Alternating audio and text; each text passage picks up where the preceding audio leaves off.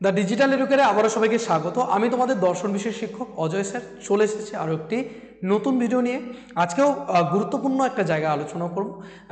সত্যপেক্ষক যুক্তিটা কি, সত্যপেক্ষক যুক্তি কীভাবে গঠিত হচ্ছে, আমরা সেই সিরিজগুলোকে খুব সুন্দরভাবে আলোচনা করব। ঠিক আছে, তোমরা প্রত্যেকটা ভিডিওতেই কিছু মূল্যবান জায়গা পাবে যেগুলো থেকে কিন্তু তোমাদের প্রশ্ন হয়, তাই ভিডিওগুলোকে স্কিপ না করে দেখবে, তাহলে তোমরা ওই জায়গা থেকে কি প্রশ্ন হচ্ছে, কেমন কি প্রশ্ন হচ্ছে, পুরো জায়গাটা বুঝতে তোমাদের সুবিধা হবে। ঠিক আছে, চলো দেখতে থাকো। সত্যপেক্ষক যুক্তি দেখো কি বলেছে, যে যুক্তির অন্ততপক্ষে একটি অবয়ব সত্যাপেক্ষক বচন হয় তাকে সত্যপেক্ষক যুক্তি বলে। অর্থাৎ সত্যপেক্ষক যুক্তি হলো এমন যুক্তি যেখানে কমপক্ষে একটি বচন কি হবে, সত্যাপেক্ষক হয়। তো সত্যপেক্ষক যুক্তি কাকে বলে? যে যুক্তিতে কি থাকে বলতো, যে যুক্তিতে অন্ততপক্ষে একটা বচন সত্যপেক্ষক বচন। সত্যপেক্ষক বচন কাকে বলে? সত্যপেক্ষক বচন আমরা জানলাম কিছু আগে, যে বচনে কি হচ্ছে, তার অঙ্গবচনগুলো সত্যমূল্যের উপর নির্ভর করছে, তার গোটা বচনটা সত্যমূল্য। তো সেটাই হচ্ছে কিন্তু সত্যাপেক্ষক বচন। ঠিক আছে, তো এখানে সত্যপেক্ষক যুক্তি কাকে বলছে?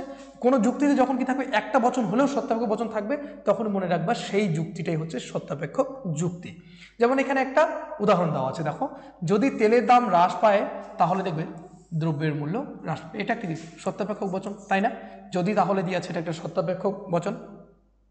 তেলের দাম হ্রাস পেয়েছে, সুতরাং দ্রব্যের মূল্য হ্রাস পাবে। এটাকে যদি আকারে করি, সাংকেতিক আকারে কী হবে, ধরো এটা হচ্ছে পি, এটা হচ্ছে কিউ। তাহলে যদি করি পি, যদি তাহলে পরিবর্তে আমরা চিহ্ন শিখেছি, যোজক শিখেছি, তাই না? ধ্রুবক শিখেছি কিনা?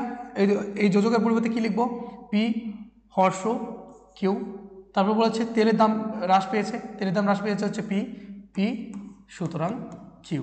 দেখো সংকেতের আকারে আমি করে নিলাম।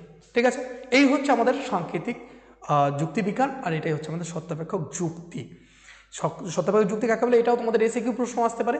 সেই জায়গায় তোমরা দাঁড়িয়ে যদি দেখো, যে তোমাদের কিন্তু খুব ভালোভাবে মনে রাখতে হবে যে যে যুক্তির অন্তর্গত একটি বচন হবে সত্যাপেক্ষক বচন, তাকে বলা হবে সত্যাপেক্ষক যুক্তি। ঠিক আছে, দেখো সত্যাপেক্ষক যোজক, আমরা সত্যাপেক্ষক যোজকগুলো কী কী সেগুলো জানবো। এর আগের ভিডিওতে অলরেডি জেনেছি, আরও আলাদাভাবে তোমাদেরকে জানিয়ে দিচ্ছি। সত্যাপেক্ষক যোজক কি? যখন সত্যাপেক্ষক বচনে এমন নয় যে এবং, অথবা, যদি, তাহলে প্রভৃতি যোজকগুলি ব্যবহৃত হয়, তখন সেগুলিকেই সত্যাপেক্ষক যোজক বলে। তাহলে সত্যাপেক্ষক যোজক যদি কাকে বলে তোমাদের প্রশ্ন আসে, এসে তোমরা পারবে সত্যাপেক্ষক যোজক কোনগুলো? অথবা, এমন নয় যে, এবং, যদি, তাহলে, প্রভৃতি, এই যোজকগুলোই হচ্ছে কি বলতো, সত্যাপেক্ষক যোজক। তো এই যোজকগুলোর পরিবর্তে এই চিহ্নগুলো ব্যবহৃত হয়, কি কি? কার্ল, হর্ষ, ভেল, ডট, ট্রিপল ওয়ার প্রভৃতি প্রতীক, এদেরকে ধ্রুবক বলা হয়। এদেরকে কি বলা হয়? ধ্রুবক। যোজকের পরিবর্তে যে চিহ্নগুলো বসে তাদেরকে ধ্রুবক বলা হয়। সংযোজক রূপে ব্যবহার করা হয়। এই সংযোজক শব্দটা কোন অধ্যায়ে পেয়েছিলাম বলো তো? আমরা কিন্তু বচন অধ্যায়ে পেয়েছিলাম। কোন অধ্যায়ে? বচন। ঠিক আছে, চলো দেখতে থাকো। এবারে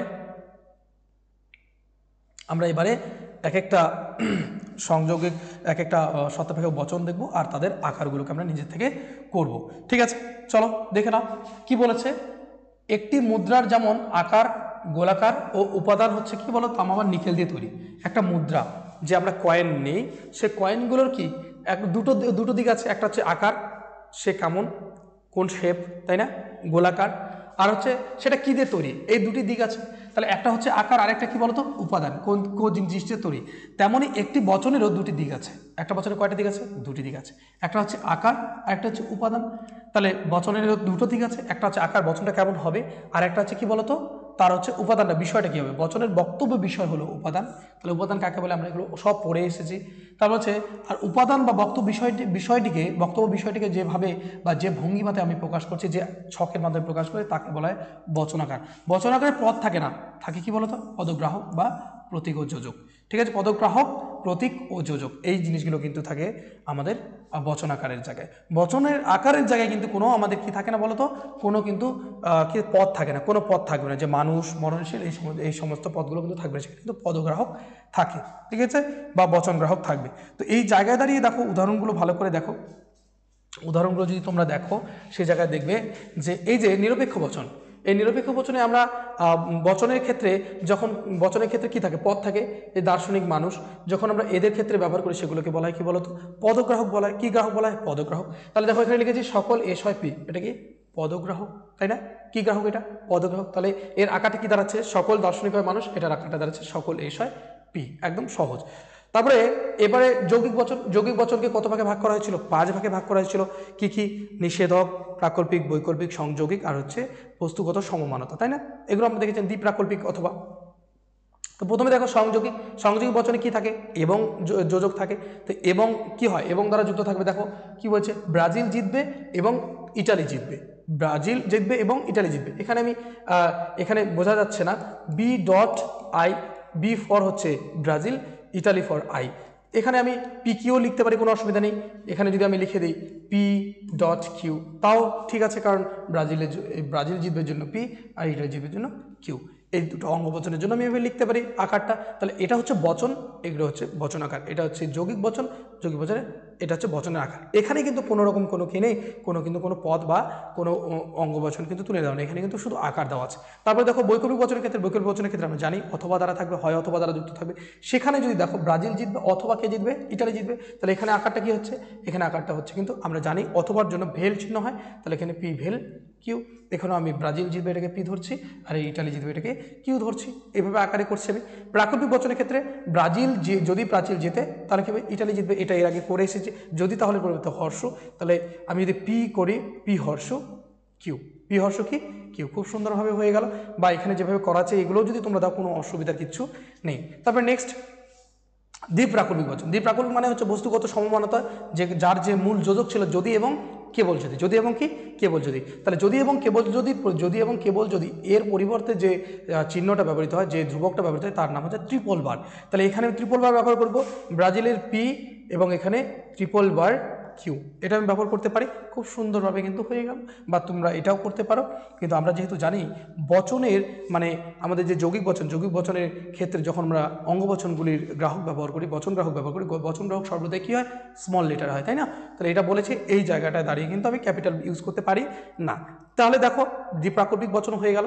এবার নিষেধমূলক বচন যে কি হয়, যেমন এমন নয় যে কি ব্রাজিল জিতবে এবং ইটালি জিতবে, এর যে আকারটা হচ্ছে এমন নয় যে এটা হচ্ছে কার্ল চিহ্ন, তাহলে এখানে আমি কার্ল দিলাম সবার আগে। তারপরে দেখো এখানে এবং আছে, তাই না? এবং আছে, দুটোকে এবং দ্বারা যুক্ত করা আছে, এবং মানে এটা ডট, তার মানে পি ডট কিউ, এইভাবে কিন্তু ব্র্যাকেটের মধ্যে লিখতে হবে, কারণ এই দুটোকেই নট করে দেওয়া আছে। দেখো এখানে একটা কমা আছে না? শুধু এটাকে কিন্তু করেনি যে এমন নয় যে ব্রাজিল জিতবে এবং ইটালি জিতবে, এমন না, এখানে কিন্তু দুটোকেই কিন্তু নিষেধ করে দিয়েছে। ঠিক আছে, তাহলে এই গেল কিন্তু তোমাদের বচন এবং বচনাকার, সংযোগিক সহায়তাপেক্ষক যে বচনগুলো, যৌগিক যে বচনগুলো, তাদের বচনগুলো কেমন হয়, তার আকারগুলো আমাদের কেমন আসবে। ঠিক আছে, এর আগের ভিডিওতেও আমি এটা জিনিস ছকের মাধ্যমে দেখিয়েছি, আবারও তোমাদের রিভিশনের জন্য দেখাচ্ছি, আরও জিনিসটাকে আরও ইজিয়ার থেকে ইজিয়েস্ট করার জন্য কিন্তু দেখাচ্ছি। চলো নেক্সট। এবার বচন আকার জেনেছি, বচনের আকার জেনেছি, বচন আকারের সাথে এবার সত্যমূল্যটাকে জানবো। সত্যমূল্যটা কি? দেখো বলছে সত্যতা এবং মিথ্যাত্ব বচনের ধর্ম। এই সত্য মিথ্যা কার ধর্ম? আমরা জানি বচনের ধর্ম, তাই না? সত্য মিথ্যা আমরা কাদের ক্ষেত্রে বের করি? বচনের ক্ষেত্রে বের করি। আর বৈধ অবৈধতা এটা যুক্তির ক্ষেত্রে, এটা আমরা সেই প্রথম অধ্যায় থেকে পড়ে আসছি। তো এই ধর্ম দুটির যে কোনো একটিকে বোঝানোর জন্য সত্যমূল্য কথাটা শব্দটি কিন্তু সাংকেতিক জীবনে ব্যবহৃত হয়। এই যে সত্যমূল্য কথাটা ব্যবহার করা হচ্ছে না, এই সত্যমূল্য কথাটা মনে রাখবে যে সত্যমূল্য কথাটা মানে কিন্তু সত্য নয়, সত্যমূল্য কথাটা মানে হচ্ছে সত্য মিথ্যা দুটোই। তুমি যখন বলবে তোমাকে যে এই বচনটার সত্যমূল্য বের করো, তার মানে বুঝে যাবে যে ওই বচনটার সত্যতা অথবা মিথ্যতা আমাকে বের করতে হবে। হয় বচনটা মিথ্যা হতে পারে, হয় বচনটা সত্য হতে পারে, দুটোর মধ্যে একটা হতে পারে, যে কোনো একটা হবে। কাজেই বচনই কেবল সত্য বা মিথ্যা হয়, বচনাকার সত্য বা মিথ্যা কোনোটাই হতে পারে না। যে বচনের আকারগুলো আমরা পাচ্ছি সেটা কখনো সত্য মিথ্যা হতে পারে না। বচন সত্য মিথ্যা হতে পারে, কি হতে পারে? বচন সত্য মিথ্যা হতে পারে, কিন্তু বচনাকার কখনো সত্য মিথ্যা হতে পারে না। যেমন পি, এই বচন গ্রাহক প্রত্যেকটি সম্বন্ধে সত্য মিথ্যার প্রশ্ন ওঠে না। পি সত্য হবে না মিথ্যা হবে এর সম্পর্কে কিছু দরকার নেই। কিন্তু পি এর স্থানে কোনো বচন নিবেশন করলে, যদি ওই পি এর জায়গায় আমি কি করে একটা বচন ঢুকিয়ে দিই, পি বর্ণ প্রতীক একটি বচনে পরিণত হয় এবং তখন সেই বচনটা কিন্তু সত্য মিথ্যা হতে পারে।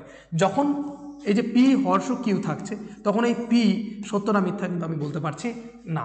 ঠিক আছে, কিন্তু যখন সেখানে একটা বচন আমি ঢুকিয়ে দিচ্ছি, তখন কিন্তু তার সত্য মিথ্যা বলতে পারছি।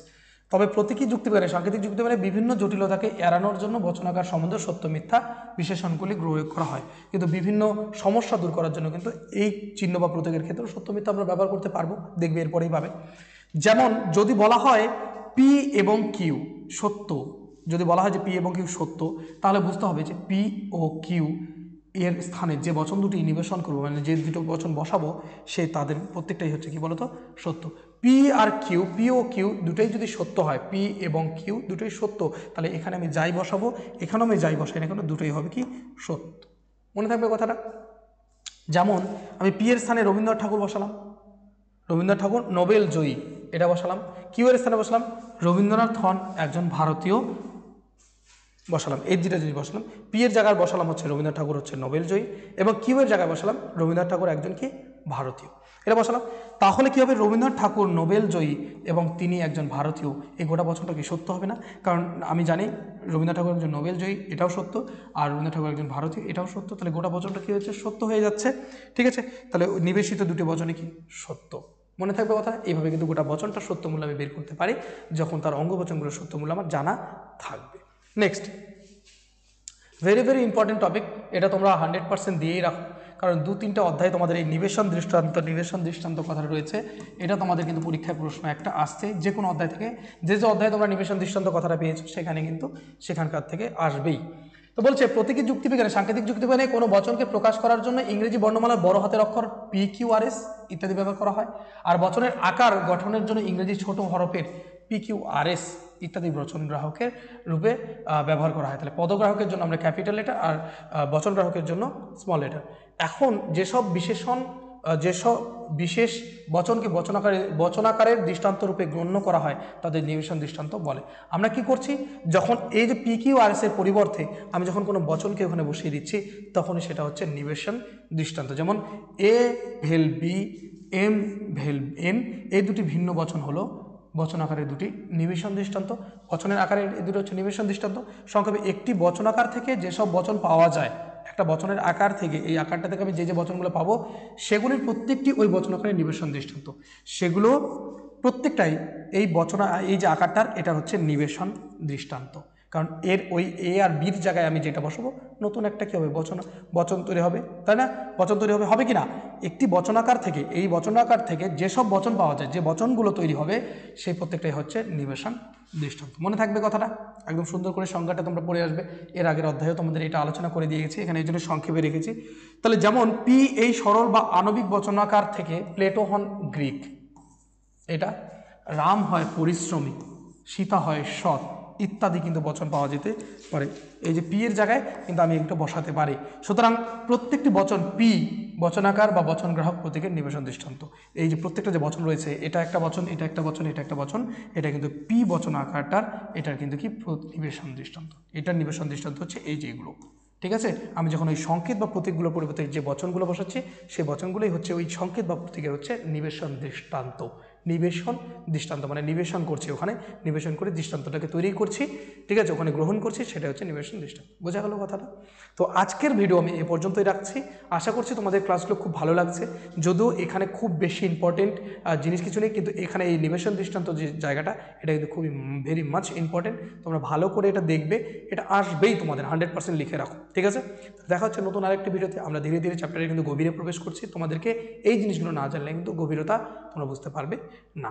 ঠিক আছে, যদি তোমরা সাঁতার কাটতে না পারো, তা সাঁতার কাটার কৌশল যদি তোমাদের জানা না থাকে, তাহলে কি তোমরা পারবে? তোমরা কি পারবে গভীর জলে নামতে? পারবে না, ভয় লাগবে। তো সেই জন্য আগে কৌশল জানো, তারপরে তোমরা সাঁতার কাটতে পারবে। ঠিক আছে, থ্যাংক ইউ সো মাচ। দেখা হচ্ছে নতুন আরেকটি ভিডিওতে।